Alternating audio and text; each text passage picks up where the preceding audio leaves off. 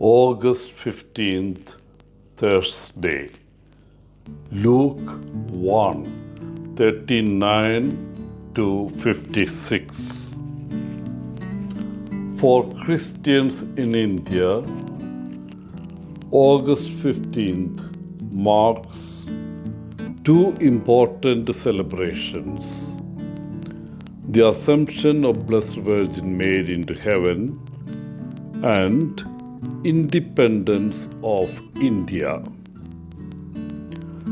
These twin celebrations but remind us of one great truth of liberation. India's soul has been craving for liberation from falsehood to reality, from darkness to light, from death to everlasting life. All these became feasible and real for every human being with the resurrection of Jesus, who is the way, the truth, and life.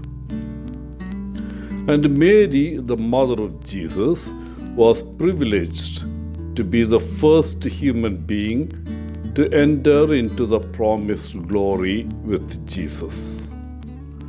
Mary is crowned the Queen of heaven and earth, a shining star of true liberation.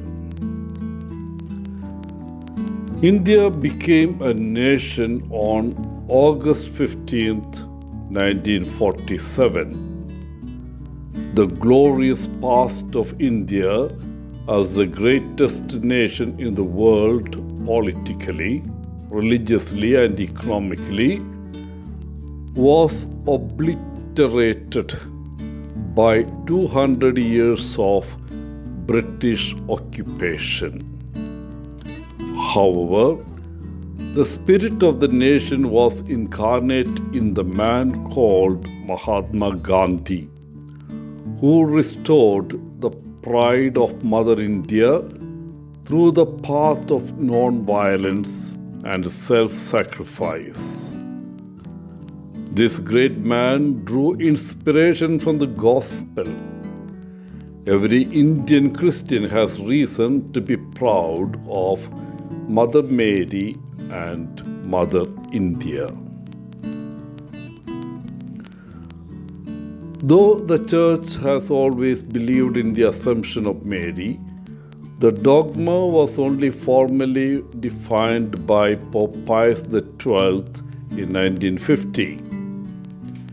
Mary was assumed into heaven, taken up by the power of God, while Christ ascended into heaven under his own power.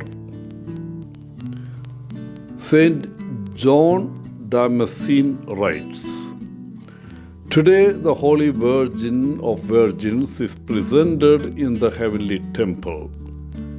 Today the sacred and living ark of the living God, who conceived her Creator himself, takes up her abode in the temple of God, not made by hands. David, her forefather, rejoices. Angels and archangels are in jubilation. Powers exult, principalities and dominations, virtues and thrones are in gladness. Cherubim and seraphim magnify God."